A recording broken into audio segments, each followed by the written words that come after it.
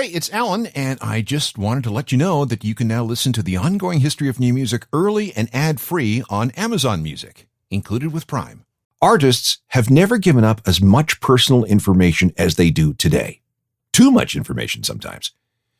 We don't want our heroes to be life-size. The reason we admire them in the first place is because they seem to operate on a plane much higher than us. They've got a special talent that affects us not just emotionally, but occasionally spiritually. What then do we make of things when we hear our favorite artist is human and fallible like the rest of us and suffer from health problems? I've seen two reactions. One is disbelief that they're mortal. Don't they have some kind of superpowers that keep them free from sickness and disease? And we might have a hard time accepting that. The second reaction is that such challenges humanize them. Hey, they're like the rest of us. I can relate. Perhaps this knowledge intensifies our relationship with that person. And if the artist is open and honest about their condition, it can be inspiring. And maybe by talking about what they're facing, they can help other people with the same challenges and keep moving forward. This, I think, is the real value in the personal health information that they share. This is part 2 of a program featuring musicians who have had to deal with disease. This is the Ongoing History of New Music podcast with Alan Cross. Hello again, I'm Alan Cross, and let me assure you that the intent of these episodes is not about sharing gossip or gawking about a famous person's health issues. No secrets are being revealed here. No confidence is broken. In fact, many of the people that we're going to hear about have been very open with their health struggles. They appear both vulnerable and strong. They want to demystify their conditions, raise awareness, sometimes raise money, and always, I think, give hope to those who may be going through the same sorts of things. Take Billie Eilish, for example. She has been very upfront about living with Tourette's syndrome. This is a neurological condition that results in involuntary tics or movements. It all began when she was very young, lots of blinking and rapid clicks of her jaw, so it seemed like her teeth were chattering. A formal diagnosis came when she was 11. Many of the symptoms have gone away over the years, but if you sit with her long enough, you'll notice the tics. She'll wiggle her ear back and forth, click her jaw, raise her eyebrows, flex her arm, all involuntarily. Some people think she's being funny, but it's something she can't control. And interestingly, the tics never seem to happen when she's performing. Billie doesn't talk about her Tourette's that often, but when she does, she's very candid. She's spoken on camera to both David Letterman and Ellen DeGeneres about it. Billie says it can be exhausting, but it's something she has to live with, and if talking about it helps others, fantastic. Avril Lavigne has no trouble talking about her years-long battle with Lyme disease, something she probably picked up from a tick bite.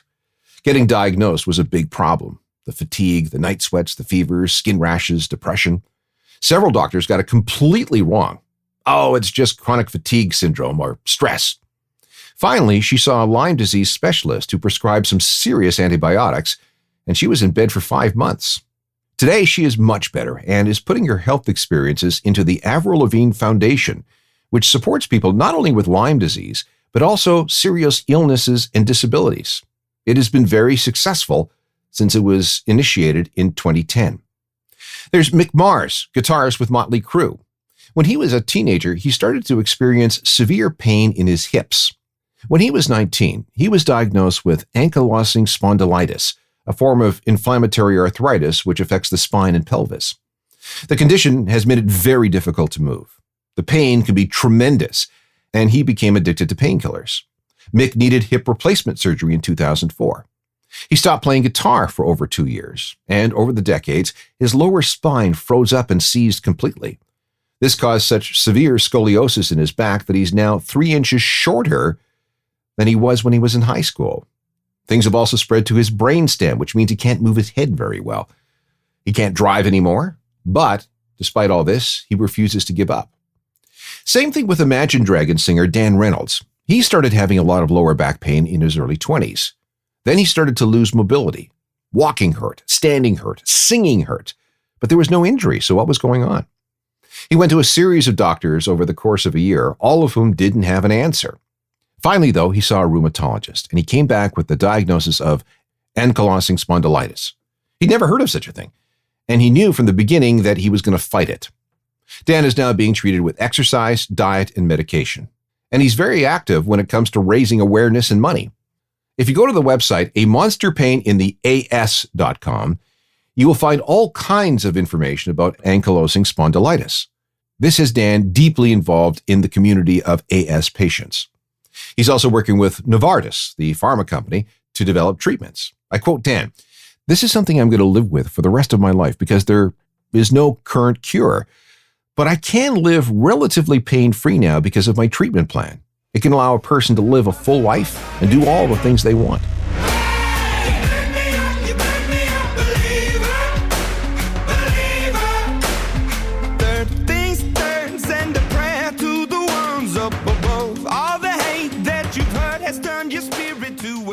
Here's another disease that's quite rare, Marfan syndrome. It's a genetic disorder that affects the body's connective tissues. Someone with Marfan tends to be tall, thin, with long arms, legs, fingers, and toes. Their joints are usually far more flexible than usual. There can also be problems with the eyes, lungs, heart, bones, and the spinal cord. There is no cure. Bradford Cox is the lead singer of an indie band called Deer Hunter. He's about 6'4" and quite thin. Joey Ramone was even taller at 6'6". He also had Marfan's. Plus, he had a very bad case of obsessive-compulsive disorder. At its worst, he had a hard time leaving his apartment because he was compelled to go back and check that he turned off the stove or locked the door. Even stepping off a curb on the street was hard because he sometimes had to make the motion multiple times before that itch was scratched. And this OCD indirectly led to his death. Joey had already been diagnosed with lymphoma, which was one of the best-kept secrets in music. After a doctor's appointment in December 2000, he had this nagging feeling that he hadn't closed the door to his doctor's office properly. Even after he got home, he couldn't shake it. So he had to leave his apartment again. That's when he slipped on some ice, fell, and broke his hip. That required surgery. That required he not take his chemo drugs. That led to further complications, and he died on April 15th, 2001. And there's more to Joey's health story. When he was younger, he had some kind of psychotic break, which resulted in hospitalization. And now that you know all that, it kind of makes sense that so many Ramones songs had to do with the brain and psychiatry and shock treatments and sedation and lobotomies.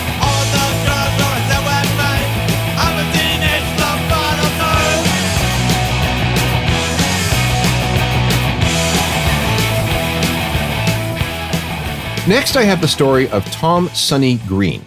He's the drummer for the British band Alt J, and he has to deal with something called Alport syndrome. This is a rare genetic condition that starts by affecting the kidneys. Some develop high levels of protein in their urine, and the kidney function suffers, resulting in end-stage renal disease. If that wasn't bad enough, other symptoms include hearing loss related to some abnormalities in the inner ear. And the eyes can be affected too, resulting in extreme sensitivity to light. Tom lost about 80% of his hearing by the time he was 6, so he's pretty much a lifelong wearer of hearing aids. He had a kidney transplant in 2008, which saved his life. He's been on dialysis since he was 19, and he's on a ton of different medications that are vital to keeping him upright and alive. This explains his solo album, High Anxiety, which deals with all the anxiety this hearing loss and kidney failure has caused him over the course of his life. And COVID has made life very tough. Having Alport syndrome classifies him as being extremely vulnerable to COVID, so he's had to be vigilant about staying healthy. With someone else's kidney, he has to take immunosuppressant drugs. Even though he's been careful, he still had a very bad case of COVID in the summer of 2021. He was in hospital for a week and was wiped out for 4 months. Like many of the other people on this program, he's not shy about talking about his health challenges because he wants other sufferers to know that they're not alone and that there are support groups. Tom does work with groups like the Alport Syndrome Foundation in America. Now that you know about Tom's hearing loss, that may give you a slightly different perspective on his drumming style. My right hand gripped on his coat, single action on me. Oh. Well, your left hand's free, and your right sing grip with another left hand. We're going to pause here to remember Joe C., a one-time member of Kid Rock's entourage. He was the little guy, Kid Rock's hype man, who stood at 3'9". He was a dwarf who suffered from multiple medical issues. He needed dialysis daily for his failed kidneys. Other issues required him taking up to 65 pills a day. He also suffered from celiac disease, which is an autoimmune disorder that affects mostly the small intestine and creates an intolerance to gluten. That means no wheat, no barley, no rye, or anything related to those foods. And that's what killed him on November 6, 2000 at the age of 26, complications of celiac disease. He was visiting his parents, and he died in his sleep. And then we have Kurt Cobain and his infamous stomach issues. He suffered from terrible pain for 6 solid years before his death and went to several doctors looking for help. He had a couple of very invasive procedures, but no one really came up with a definitive diagnosis. It might have been a pinched nerve in his back related to his scoliosis. It might have been irritable bowel syndrome, but there were some inconsistencies with the symptoms. It may have been Crohn's disease or ulcerative colitis, although neither showed up in colonoscopies. Some people postulate about celiac. Then there's something called bile malabsorption, which really wasn't well understood back in the early 90s. That theory actually has some legs because a medication called Prilosec seemed to help a bit. It's a heartburn medication. Or it might have had something to do with his terrible diet, anxiety, intense lifestyle, and heroin addiction. Whatever it was, he made it clear in his suicide note that his stomach pain was tearing him apart. One of his symptoms was chronic diarrhea, and he was always taking an over-the-counter med called Imodium. He first discovered this relief back in 1989 when Nirvana was on tour with a band called Tad, and the singer, Tad Doyle, had some Imodium with him all the time because he was having problems. Kurt was impressed enough to write a song called Imodium, but when it came time to record the Nevermind album, the title was changed to Breed, just in case any lawyers got upset.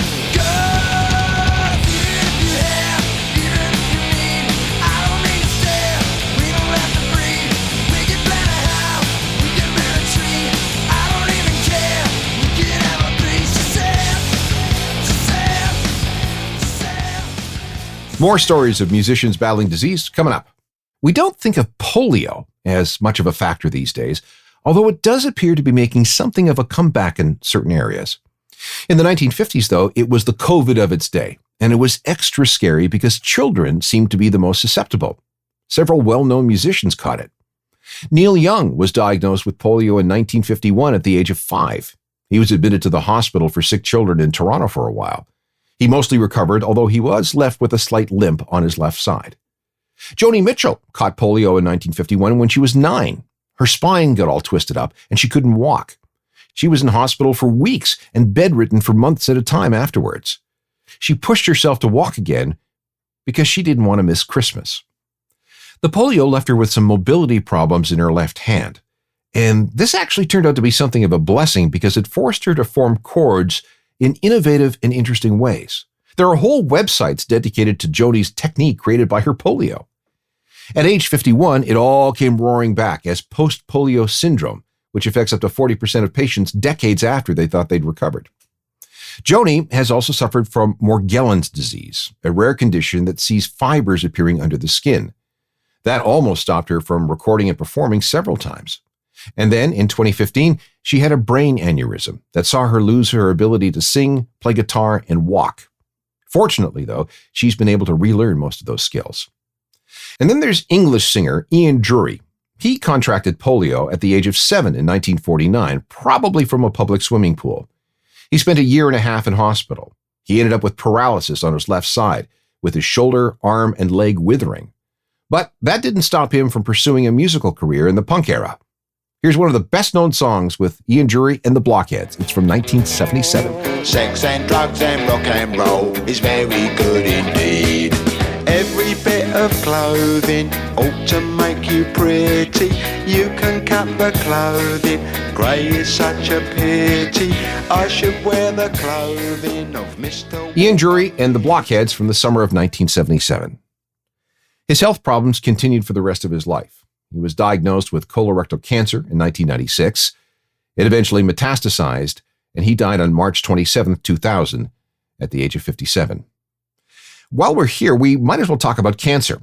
Billy Zoom, the guitarist with pioneering LA punk band X, was diagnosed with prostate cancer in 2010. It was caught early, and he's been all clear.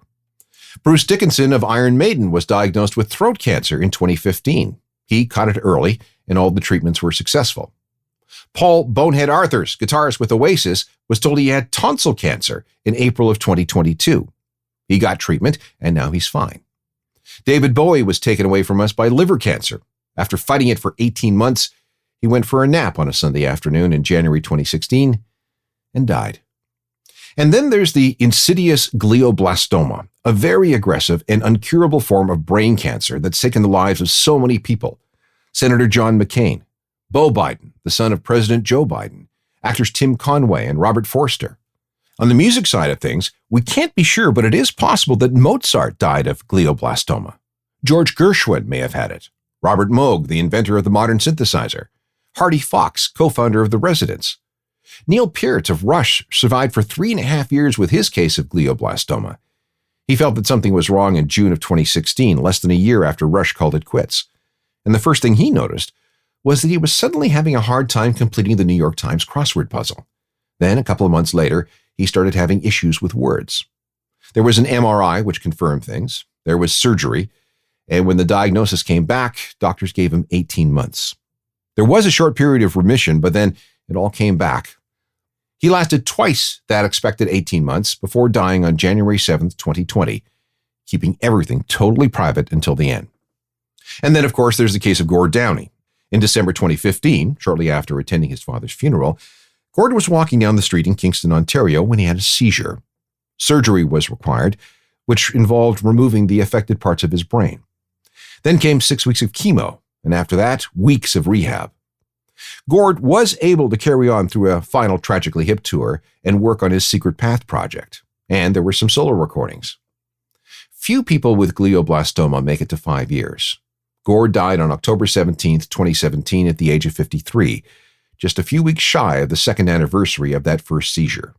The best tweet I saw that day was, "Canada closed, death in the family."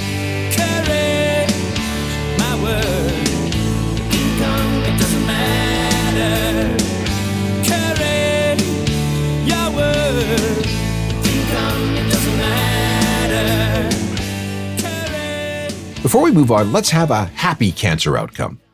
On June 23, 2021, Blink-182's Mark Hoppus made a mistake. He was in the hospital receiving chemo treatment for something called B-cell lymphoma stage 4A, a form of blood cancer that had also affected his mom. It was a picture of him in the chemo unit with a caption, "Yes, hello, one cancer treatment, please." That Instagram post was supposed to go out to a circle of close friends and no one else, but instead, it went out to everyone, and that's how we found out. The diagnosis had come in the spring of 2021. He thought he had some kind of weird knot in his shoulder and went to the doctor to have it checked out. Just a little while later, right when he was walking into an office to meet his therapist, his cell phone rang. It was his doctor with the news, and that's how the therapy session began. "Hi, yes, I just got a call and I found out I have cancer." The good news is that the cancer was very treatable, and after undergoing chemo, Mark has been declared cancer-free, just like his mom eventually was.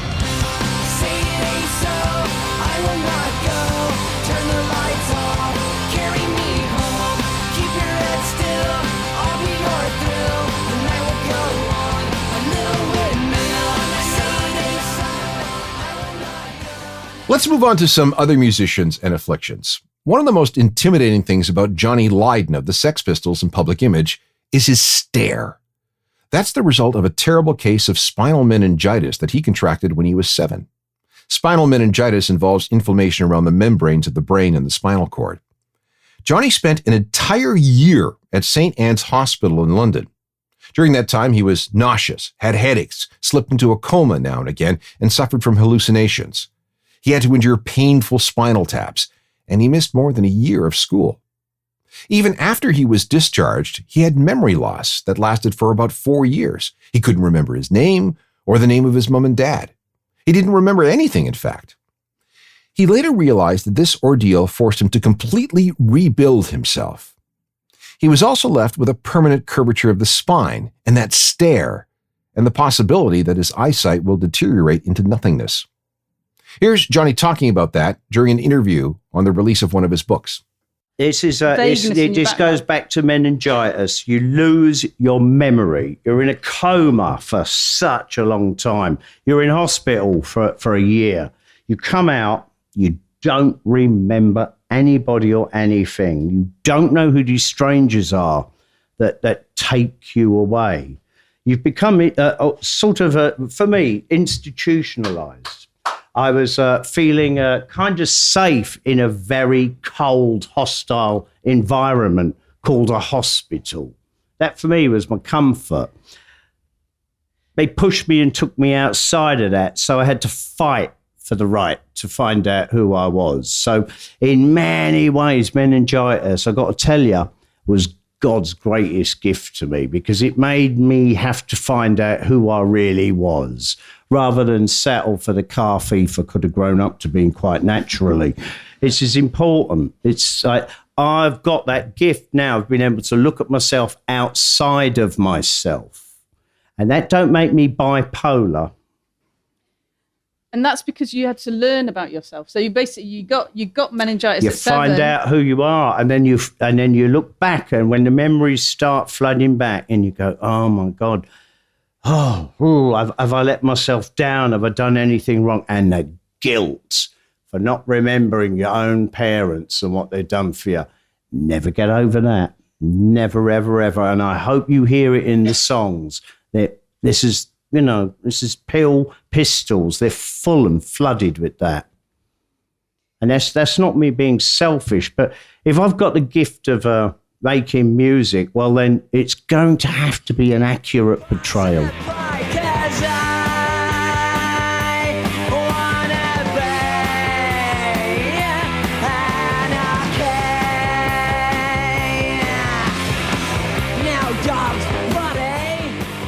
A few more stories of musicians and their disease struggles right after this. If you ask Johnny Lydon about the importance of memories, he will go back to his story of the memory loss he suffered as a kid when fighting spinal meningitis. He will also tell you about his wife Nora, who he's caring for, as she deals with Alzheimer's. He could really emphasize what she's going through. She, and Johnny calls her Babby, needs around-the-clock care, and Johnny has taken that on. He no doubt would have sympathy for John Mann, the singer for Spirit of the West. In 2014, when he was just in his early 50s, and when he was in remission after a bout of colorectal cancer that had been diagnosed in 2009, John was diagnosed with early-onset Alzheimer's. This is an uncommon form of the disease, hitting people before the age of 65. It accounts for less than 10% of all cases. Once he got the diagnosis, he realized that he'd been having on and off memory issues as early as 2001, when he couldn't remember lyrics or what chords he was supposed to play on the guitar. The memory situation got worse during chemo between 2009 and 2011, but he shrugged that off as being a side effect of the treatment. But it wasn't. From 2014 forward, he did his best to soldier on. John performed for as long as he could, using an iPad to remind him of the lyrics. There were fundraisers for stem cell treatments. There were tributes and special concerts. His wife, playwright Jilly Dumb, produced a play called Forget About Tomorrow, which dealt with John's struggles.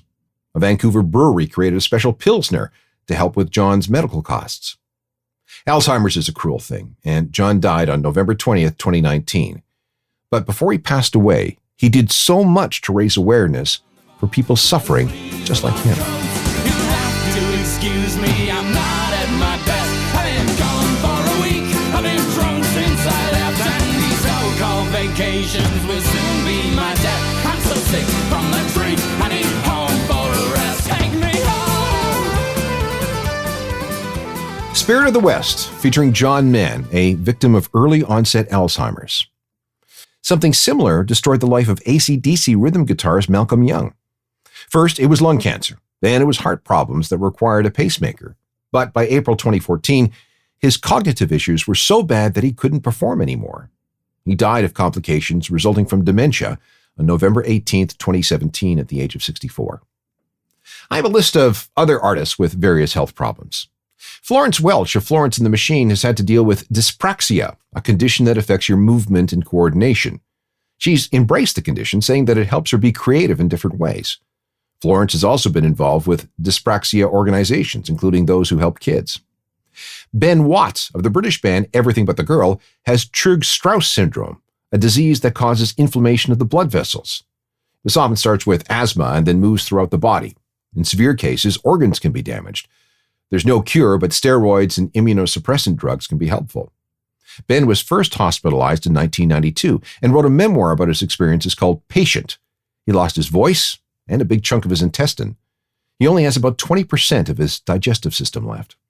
Phil Collins hasn't been well for years. Everything started in 2009 during a gig when he injured a vertebrae in the upper part of his neck, a dislocation of some kind. And that led to all kinds of nerve damage that affected his hands. Even after an operation on his neck, he still doesn't have full function in his hands. He couldn't hold on to drumsticks unless they were taped to his hands. And playing the piano? Forget it. It got so bad that in 2010 he contemplated suicide. There was also back surgery and a diagnosis of type 2 diabetes. He needed treatment in a hyperbaric chamber to treat an infected diabetic abscess on his foot. He needs a cane and sometimes resorts to a wheelchair because of continuing problems with his back and hips. On the very last Genesis tour, he performed the entire time sitting down with his son Nick taking over on drums. And now is the time that we talk about COVID. A lot of musicians did not make it. Here are just a few who died as a result of COVID-19. David Greenfield, the keyboardist for the Stranglers, Grammy winner John Prine, Alan Merrill, who wrote the song I Love Rock and Roll, and it appears that Andy Gill, a founding member of Gang of Four, died of the coronavirus. And then there was Adam Schlesinger, leader of Fountains of Wayne. He contracted COVID early in the pandemic, and it got bad real quick and he was hospitalized. His condition deteriorated and he was put on a ventilator, but after just a week, he died on April 1st, 2020. This was Adam and Fountains of Wayne's biggest hit from 2003. It's Stacy's Mom. Stacy's mom has got it going on. She's all I want, and I've waited for so long. Stacy, can't you see? You're just not the girl for me. I know. Fountains of Wayne, featuring Adam Schlesinger, who died of COVID-19 early in the pandemic. Since then, there have been hundreds, probably thousands of musicians who have contracted COVID. But because of vaccines and mutations and luck and proper treatment, they didn't die. However, not all of them skated completely free. Take Dave Navarro of Jane's Addiction. He caught COVID in late 2021, and although he got through the worst of it, he's become a sufferer of long COVID. Symptoms lingered for months and months and months, and when Jane's Addiction announced a tour with the Smashing Pumpkins for late 2022, Dave had to bow out. Too fatigued, too weak for a 32-day tour.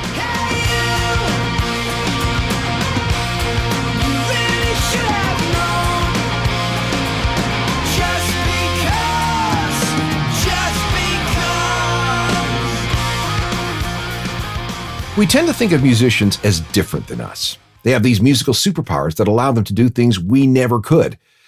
But in the end, they're just flesh and blood like the rest of us, and subject to the frailties as anyone. Two more examples. Andy Taylor, bass player and original member of Duran Duran, revealed in November 2022 that he has stage 4 prostate cancer and wasn't able to make it to the band's induction into the Rock and Roll Hall of Fame. And then there's Mimi Parker, singer and drummer with the beloved indie band Low. She died of ovarian cancer on November 5th, 2022, at the age of 55. This program just dealt with physical problems. Sometime in the future, we'll look at the issue of musicians and mental health. If you missed part 1 of this two-parter, it's available as a podcast wherever you get yours. In fact, there are literally hundreds of ongoing history podcasts available for free. Just grab as many as you like. If you're looking for music news and information, there's my website, which is ajournalofmusicalthings.com. It's updated every day. And it comes with a free 7-days-a-week newsletter, so you never miss a thing. You can also look for me on Twitter, Facebook, Instagram, and even TikTok. And you're invited to email me anytime about anything at all. I'm at alan@alancross.ca. Stay healthy, or at least do the best you can. Technical production is by Rob Johnston. I'm Alan Cross. You've been listening to the Ongoing History of New Music podcast with Alan Cross. Subscribe to the podcast through iTunes, Google Play, Stitcher, Spotify, and everywhere you find your favorite podcasts.